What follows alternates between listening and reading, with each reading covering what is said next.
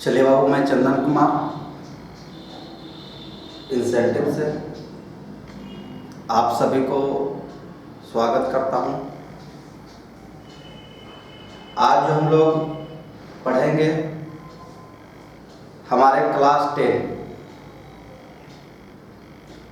में chapter number 3 metal और non metal है। तो इसके पहले हमने 2 चैप्टर पढ़ चुका। पहले पढ़े थे chemical reaction and equation, second में पढ़ा एसिड बेस और सॉल्ट। तो उसके बाद आज हम लोग आपके साथ बात करने वाले हैं मेटल और नॉन मेटल। तो चलिए आपको पढ़ाते हैं कि मेटल क्या है, नॉन मेटल क्या है और इसकी प्रॉपर्टीज क्या क्या है, कैसे कैसे हमारे पास प्रॉपर्टीज काम करते हैं, क्या क्या कैसे कैसे है। ठीक है, तो चलिए स्टार्ट किया जाए।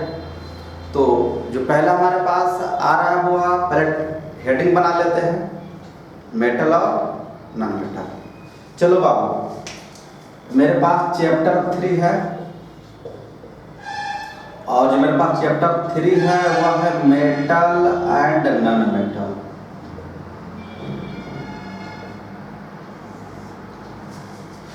हमको यही पढ़ना है, मेटल को और नॉन मेटल। चलिए बात करते हैं बहुत पहले की, जिस समय जब मनुष्य धरती पर आया था, चिंपैंजी से धीरे धीरे ह्यूमन बॉडी के फॉर्म में वह चेंज कर रहा था। उस समय से हम लोगों ने कुछ धातु मेटल का यूज करते थे, जैसे सोना, चांदी, लोहा, तांबा, शीशा। ये सारी जो चीज़ थी इसको लोग शुरू से यूज करते आ रहे थे। जब आगे हम बढ़ते गए 18वीं शताब्दी में मेटल का संख्या बढ़ा और हम लोग गए 18th century, 19th century, 20th century, 21st century. तो जैसे जैसे मेरे पास टाइम बढ़ते गया तो मेटल की जो संख्या है वह बढ़ते गई। अभी तक हम लोगों ने 114 मेटल का 114 एलिमेंट्स का खोज कर चुका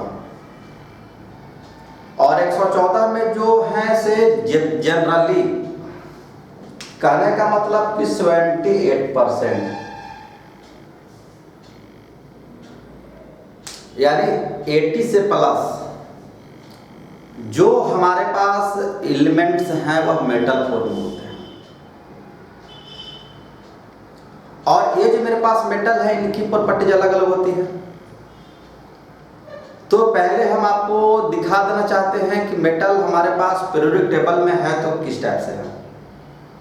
आपने देखा होगा पीरियोडिक टेबल, जिसको बोलते हैं हिंदी में आवर्त सारणी।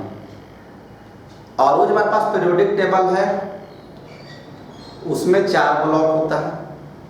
जाकर ध्यान से देखिएगा, मिलेगा, है ना। ऐसे अगर देखना चाहते हैं तो आपको हम दिखाते हैं। ये हमारे पास पीरियोडिक टेबल लगा हुआ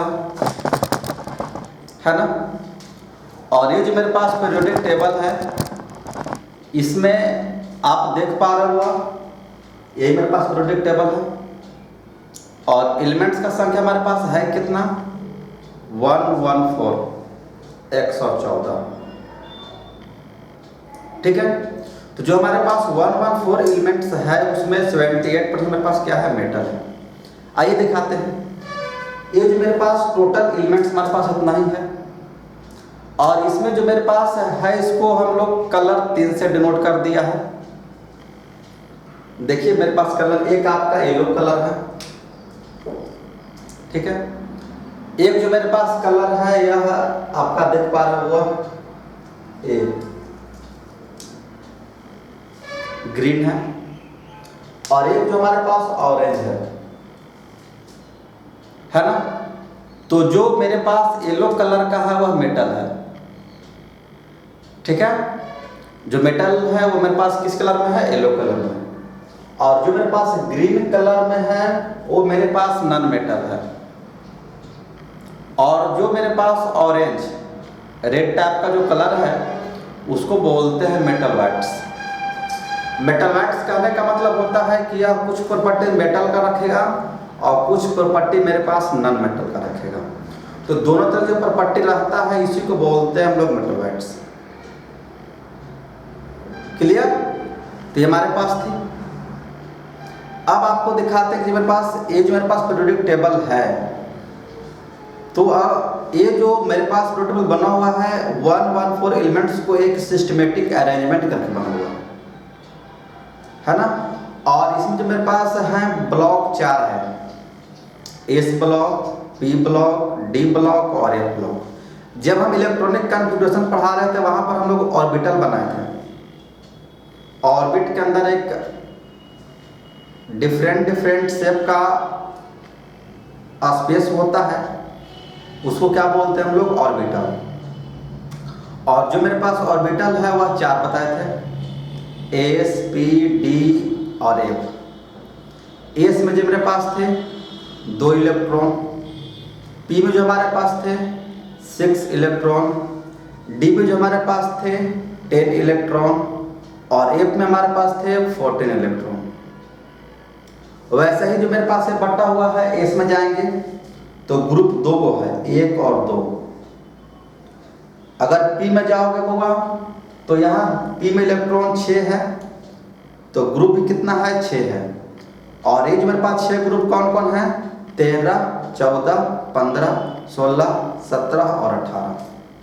13 से लेकर के 18 तक का जो मेरे पास ग्रुप है उसको हम लोग बोलते हैं पी ब्लॉक। डी में कितना हमारे पास है, 10 है। तो जो मेरे पास डी में 10 है वह 3 से लेकर के 12 तक है। 3 है, 4 है, 5 है, 6 है, 7 है, 8 है, 9 है, 10 है, 11 है और 12 है।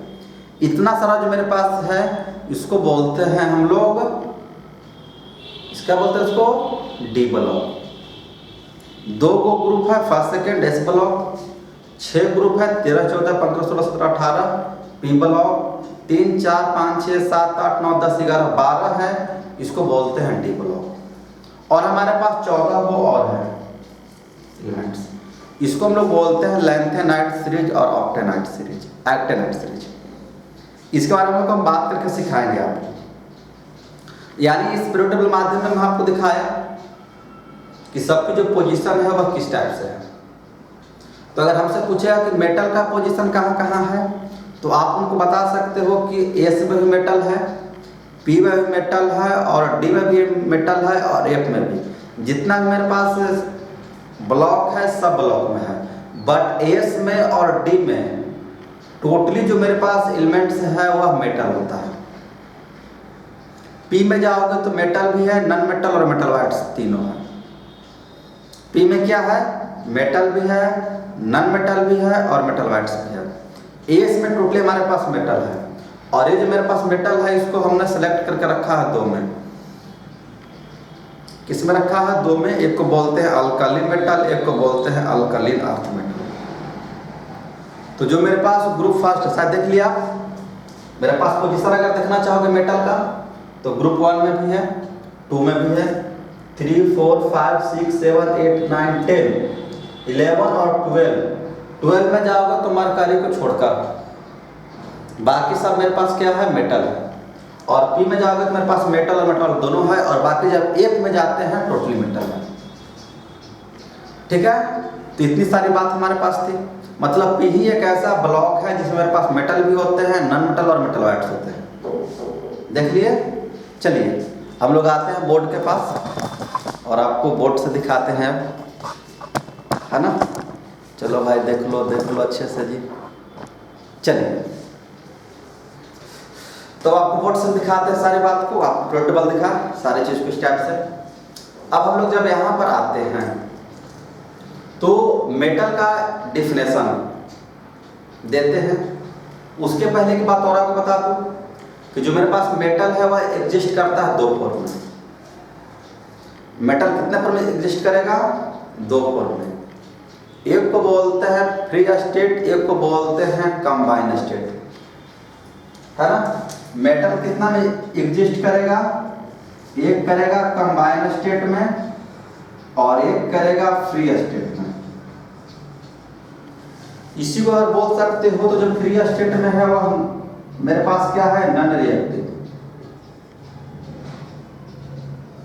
और जो मेरे पास कंबाइन फॉर्म में है मेरे पास रिएक्टिव है। मेटल एग्जिस्ट कितना फॉर्म में करता है? दो फॉर्म में, एक कंबाइन स्टेट और एक हमारे पास है फ्री स्टेट। तो फ्री स्टेट कहने का मतलब किससे रिएक्शन करता नहीं है, वह बिल्कुल ऐसे ही रहेगा पड़ा हुआ, है ना। हमारे यहाँ विद्यार्थी भी तीन तरह के होते हैं, आदमी शरीर भी रख सकते हैं, है ना। एक जो आदमी होता है तुरंत लड़ने के लिए तैयार रहता है, वो लड़ाई खोजता है ना। दूसरा होता है वो लड़ना नहीं चाहता है, पर मौका मिल जाए तो छोड़ता भी नहीं है तो उसको बोलते हैं मीडियम श्रेणी में। और एक इंसान ऐसे होते हैं जिसको आप लड़ाई दोगे फिर भी वो नहीं लड़ेगा, जस्ट लाइक महात्मा गांधी, है ना। एक चाटा मारो तो दूसरी गाल लेकर तैयार है, लो भाई इसमें मार लो। नहीं, ये जो सारी बात है इसी टाइप मेरे पास मेटल भी है। एक काफी रिएक्टिव है जिसको आप बोलते हो पोटेशियम, सोडियम, कैल्शियम, अल्मीनियम से स्टेप से। कुछ हमारे पास क्या है? मिडिल फॉर्म में है, जिंक है, कॉपर है, हाइड्रोजन है। और कुछ हमारे पास है नॉन रिएक्टिव है, वो रिएक्शन करेगा ही नहीं, या करेगा तो बहुत परेशानी के साथ करेगा। तो हमारे पास क्या है? गोल्ड है, प्लैटिनम है। ये सब जो चीज है यह रिएक्शन करेगा नहीं, और रिएक्शन नहीं करता, इसी वजह से इसे हम लोग रखते हैं, है ना, एकदम फ्री स्टेट में। और इसका जो मेरे पास ज्वेलरी बनता है इसी पर्पज से बनाते हैं कि इसकी कलर कभी मलिन नहीं होती है, क्योंकि रिएक्शन करता नहीं है। और जो रिएक्शन करता है वह गंदा ज्यादा हो जाता है। मान लो भाई कॉपर है, कॉपर को छोड़ दोगे तो क्या करेगा? ऑक्सीजन से करेगा रिएक्शन, और ऑक्सीजन से रिएक्शन करके एक मेरे पास लेयर बना लेगा। तो जो लेयर बना लेगा तो उसी से मेरे पास क्या होता है? कलर काला हो जाता है ना। अगर बात करो भाई कॉपर का, तो कॉपर का भी करेंगे तो हल्का सा ग्रीन ब्राउन टाइप का हो जाता है। तो जितना भी ऑक्साइड है सबका कलर अलग अलग होता है और सब एक सिस्टमेटिक वे में रहते हैं, सबका तरीका अलग अलग है। तो मेरे पास मेटल का भी यही सीरीज है। ऐसे अगर हमसे पूछेगा मेटल कितने फॉर्म में एग्जिस्ट करता है तो आप उनको बता सकते हो दो स्टेट में होता है, एक फ्री स्टेट में, एक कंबाइन स्टेट में। जो फ्री स्टेट में होता है वह रिएक्शन नहीं करेगा, जो कंबाइन स्टेट में होता है वह रिएक्शन करके कंपाउंड बनाता है। ठीक है, चलिए हम लोग आते हैं मेटल के डेफिनेशन में। अभी तक बचपन में आपने यही सब सीख कर आया हो या फिर गुरुजी ने पढ़ा करके लाया है भाई क्या पढ़ाया है? जिसमें चमक हो, जो आघात, वर्ध और तन्य हो, जो इलेक्ट्रिसिटी और हीट को चलाता हो है ना।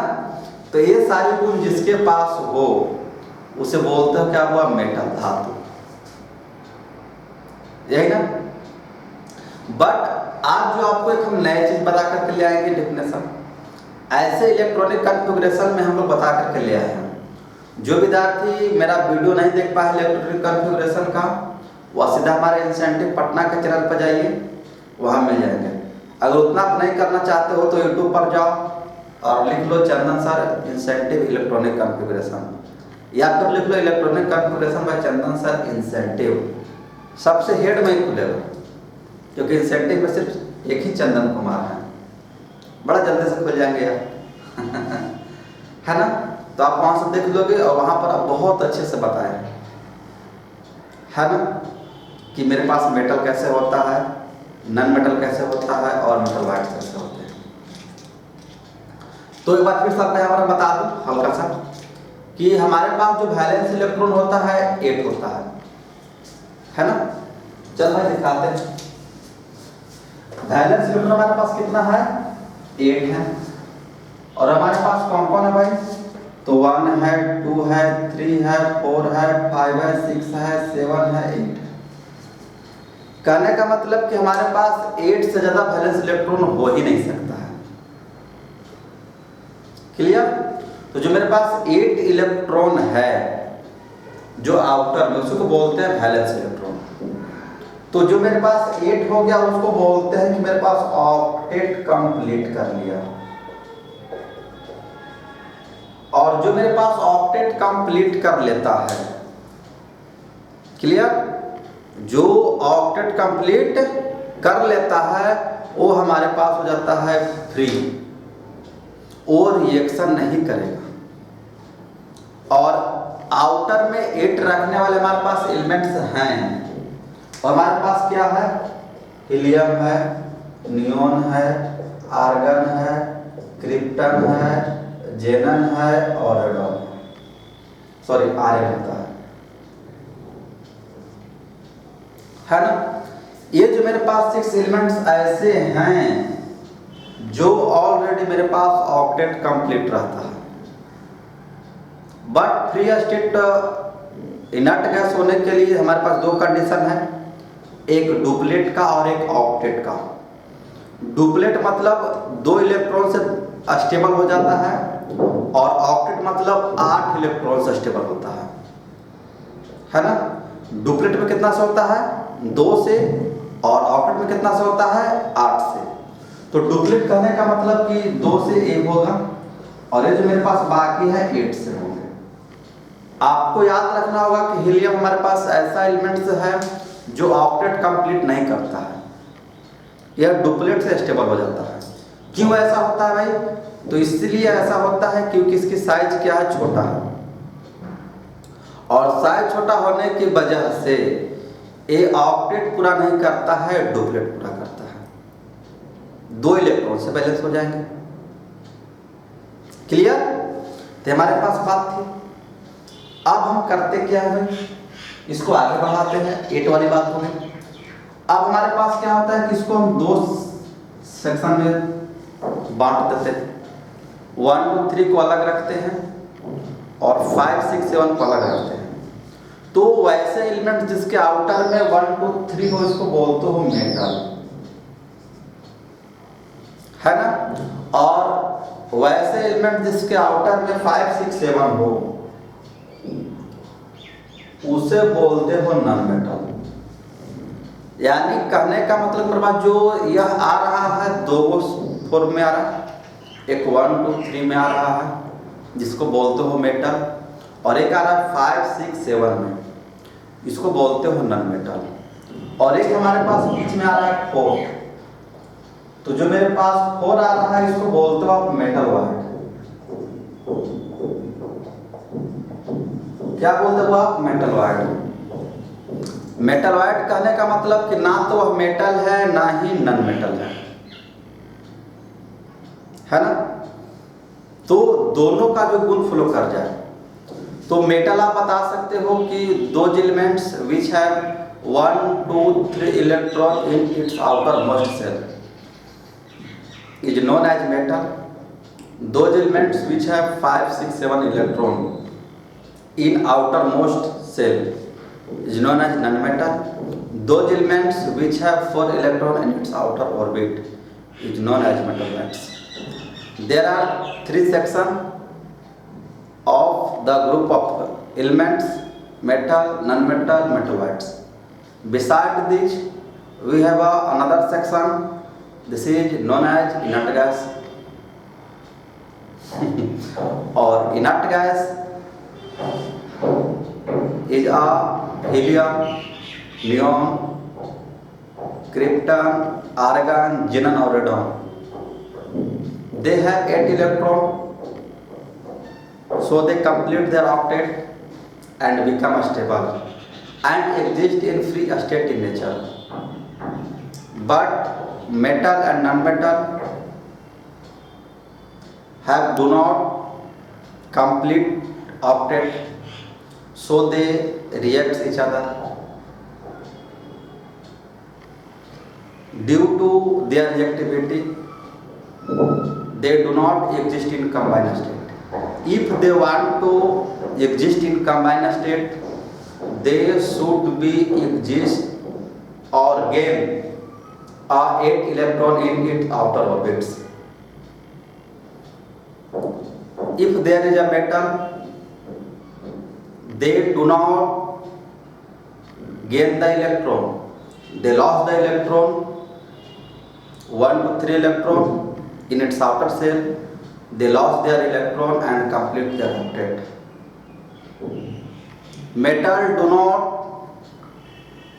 gain electron because in gaining of electron they gain or loss of so many amounts of energy.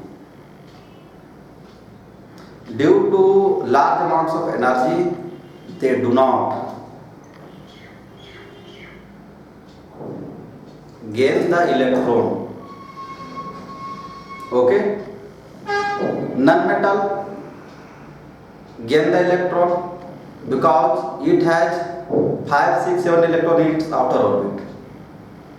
If they donate the electron, they needs to lose so many energy. But in non-metal do not lose so many energy.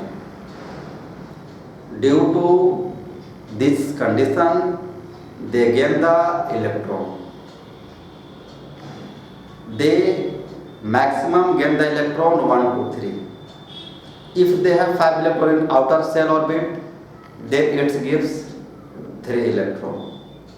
If they have 6 electrons in its outer orbits, they gain 2 electrons. And those elements which have 7 electrons in its outer orbit, they gain 1 electron. But some elements have neither a 1, 2, 3 nor a 5, 6, 7. They have 4 electrons in its outer shell. So they do not gain the electron or lose the electron. In this condition, they sharing the electron. Sharing means these elements wants to complete octet, they get electron in same number. Carbon, silicon, germanium. Group number 14. Elements have a 4 electron in its outer orbit. They gain the electron and they complete octet due to sharing. Due to sharing, they have a both properties, metal and non-metal. Or those elements which gain both properties of metal and non-metal is known as metalloids. Metalloids has another property which we discuss in next chapter, but at time we discuss the properties of metal and non-metal. Besides this, we have another combination of metal and non-metal. We have two words. First is Ly and second is allotropes. allotropes. We have two words. First is villi and second is allotropes.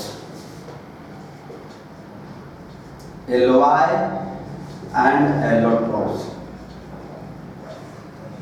Villi is a fixed composition of metal. कहने का मतलब है कि ये एक हमारे पास मिश्र धातु है, एक बोलते हैं अपरूप, है ना। तो मिश्र धातु क्या होता है कि मेटल को हम लोग कंबाइन करवाते हैं और मेटल को कंबाइन करवा करके एक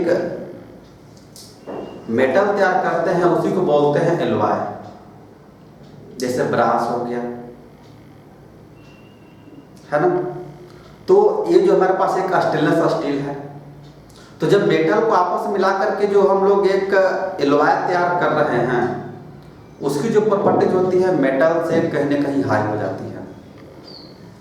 मेल्टिंग पॉइंट हाई होता है, बॉइलिंग पॉइंट हाई होता है, डेंसिटी हाई होती है, चमक हाई होती है, डक्टाइल ज़्यादा होता है, मेलेबल ज़्यादा होता है। तो इसी को बोलते हैं alloy. Alloy is an homogeneous mixture of metal.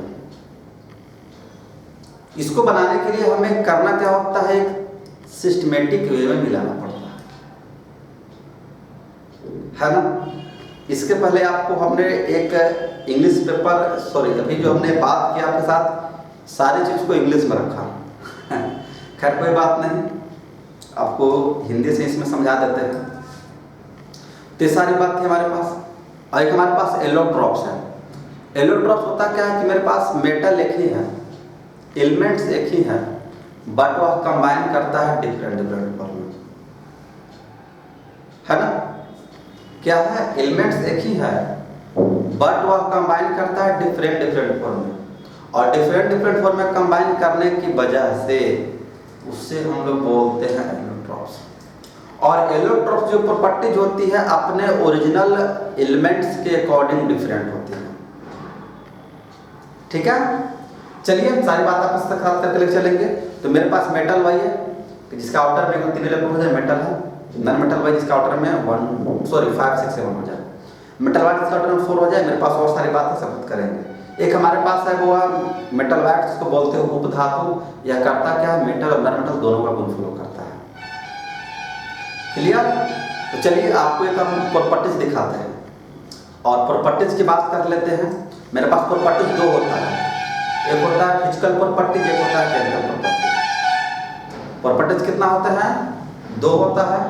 एक को बोलते हो फिजिकल प्रॉपर्टीज, एक को बोलते हो केमिकल प्रॉपर्टीज। तो फिजिकल प्रॉपर्टीज क्या है, जिसको हम लोग ऑब्जर्व करते हैं अपने सेंस ऑर्गन से। तो जिसको सेंस ऑर्गन से ऑब्जर्व कर ले, हमारे पास क्या है, फिजिकल प्रॉपर्टीज। एक सिंपली है, अगर आप इसको डिफिनेशन देना चाहते हो तो उसको बता सकते हो कि those properties which major without any chemical reaction, those properties which measure without any chemical reaction is called physical properties. Those properties which measure according to chemical change, chemical reaction is called chemical properties. कहने का मतलब कि जो chemical change से हो जाए उसे बोलते हैं केमिकल प्रॉपर्टी, और जो केमिकल चेंज से ना चेंज हो उसे बोलते हैं फिजिकल प्रॉपर्टी। जैसे मान लो भाई कि आपको हम देते हैं चीनी, बोलते हैं टेस्ट कैसा है, है ना। तो चीनी तो घर खाया हो तो आप बता सकते हो कि मीठा है, बट वह मिठास किस टाइप का है, आपको करना क्या होगा, उसको लेकर के मुंह में डालना होगा। आप ले जाते हो तो वह अंदर जाएगा, घुलेगा, तो घुलने के बाद आपको टेस्ट लगेगा, तब बोलते हो सर मीठा होगा है ना। तो इसका जो हम लोग करते क्या है, पहले लिया, मुंह में डाला, रिएक्शन किया, उसको पता चला। ऐसे बात करते हैं, बोर्ड पर देखते फ्लावर बिल्डिंग किस कलर का है, तो हाँ सर वो तो वाइट है, आराम से ऑब्जर्व कर लिया। तो इस सारी चीज जो हमारे पास ऑब्जर्व कर लो सेंस ऑर्गन से है, उसे बोलते हैं फिजिकल। कलर हो गया, मेल्टिंग पॉइंट हो गया, साइज हो गया, शेप हो गया, ये सारी बात जो हमारे पास है फिजिकल प्रॉपर्टीज है। केमिकल चीज हमारे पास है वो केमिकल प्रॉपर्टीज है कि नहीं। तो ये सारी बात हमारे पास थी। तो हम लोग लेके चलते हैं मेटल का। आप समझते चलोगे जो मेटल का प्रॉपर्टीज होगा उससे डिफरेंट मेरे पास नॉन मेटल होगा, है ना।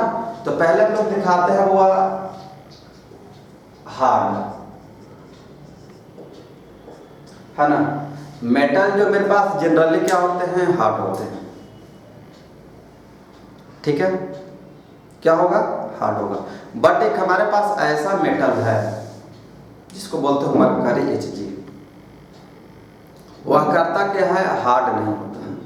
हार्ड कहने का मतलब कि रूम टेम्परेचर पर सॉलिड स्टेट में रहता है। अब ये हार्ड का मतलब नहीं कि पूरा स्ट्रॉन्ग होना चाहिए। हार्ड कहने का मतलब मेरा मतलब है कि वह रूम टेम्परेचर, और रूम टेम्परेचर हमारे पास होता कितना है, 24 to 25 डिग्री सेल्सियस, यानी 24 से 25 डिग्री सेल्सियस मेरे पास टेम्परेचर है, उसको बोलते हो आप रूम टेम्परेचर। तो ये जो मेरे पास रूम टेम्परेचर में मेरे पास सॉलिड में एग्जिस्ट करना चाहिए। बट मेरे पास मरकरी को देखते हो थर्मामीटर में पारा, वो क्या होता है, रूम टेम्परेचर पर लिक्विड में रहता है। बट वो हमारे पास है क्या, मेटल है, एक्सेप्शन दे दिया। चलिए अगला हमारे पास क्या होता है, वो कंडक्टर, है ना। कंडक्टर को हिंदी में बोलते हैं सुचालक।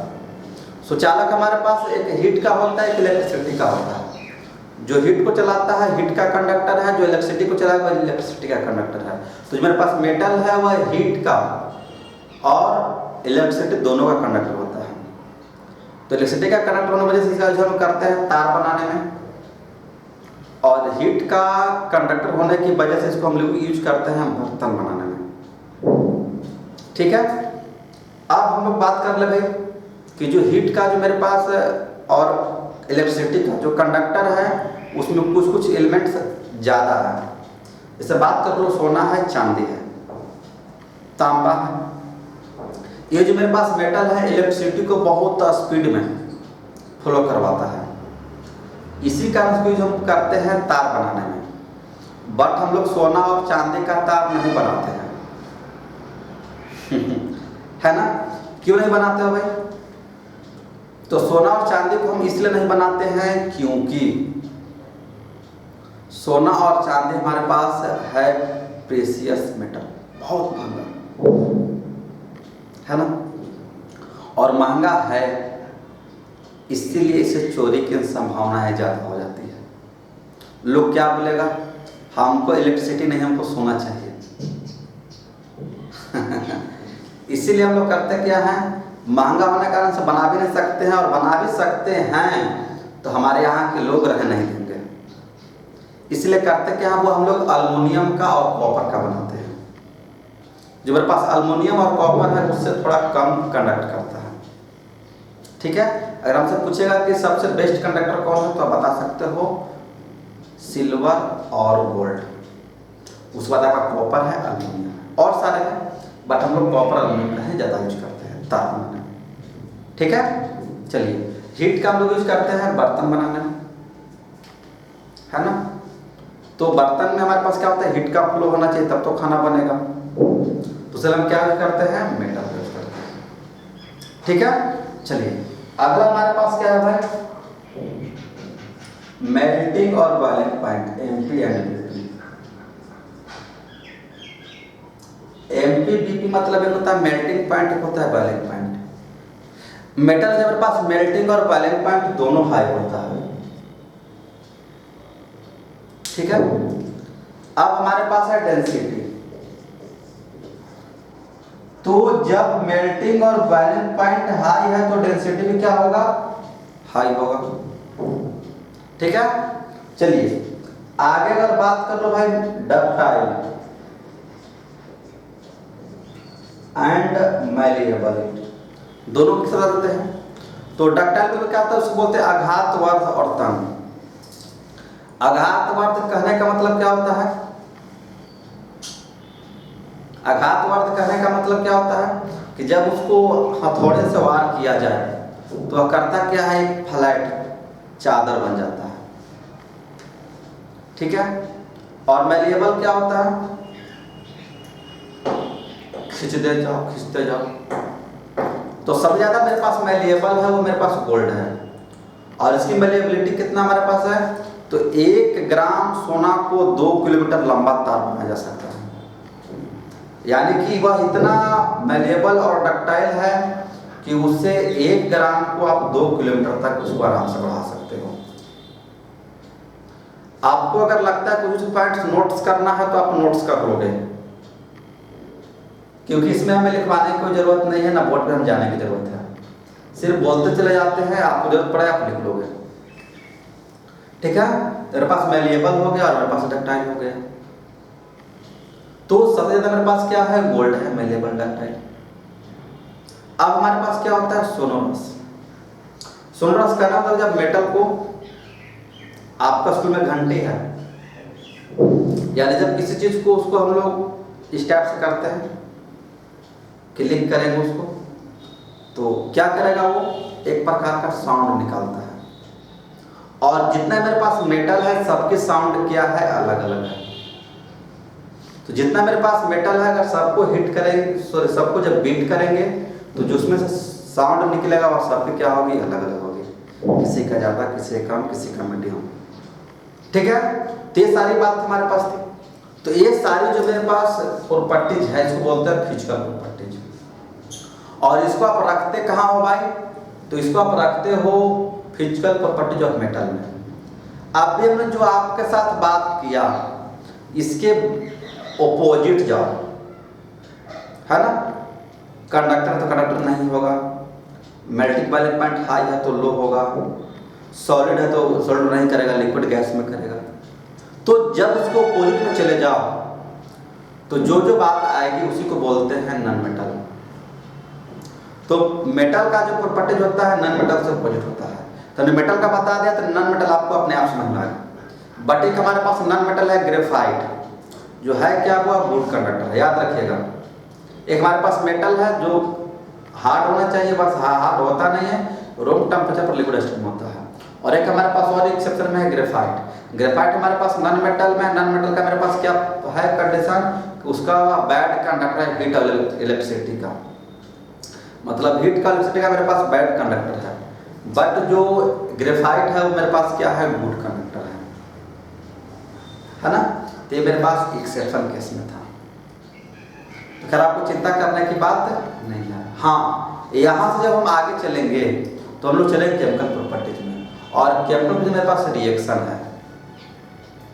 ठीक है, तो आज आपको हमने इस क्लास के माध्यम से metal non metal class start कर दिया है, और आपको हमने मेटल, नॉन मेटल और मेटल वाइट्स और इसके संबंधित सारी बातों से परिचित करवा दिया।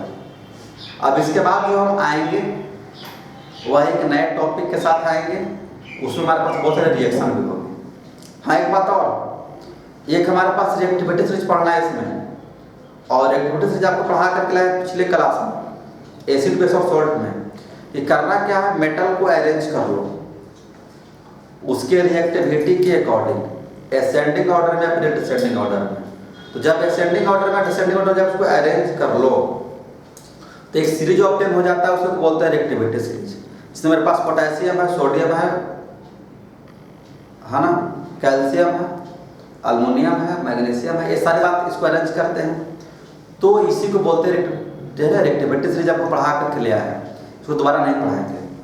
ठीक है, तो चलिए आपके लिए मेरे पास क्लास होगा केमिकल प्रॉपर्टीज ऑफ मेटल और नॉन मेटल, उसमें आपको बहुत सारे रिएक्शन को दिखाएंगे। तो आज का जो मेरे पास क्लास रहेगा आपके साथ इतना ही रहेंगे, वेट कीजिए मेरे पास अगले क्लास का, और आपको हम लोग अगले क्लास भी देंगे। तो चलिए आज आपके साथ नहीं रहेगा, और अगर आपको समझ ना आए तो बार बार देखते जाओ।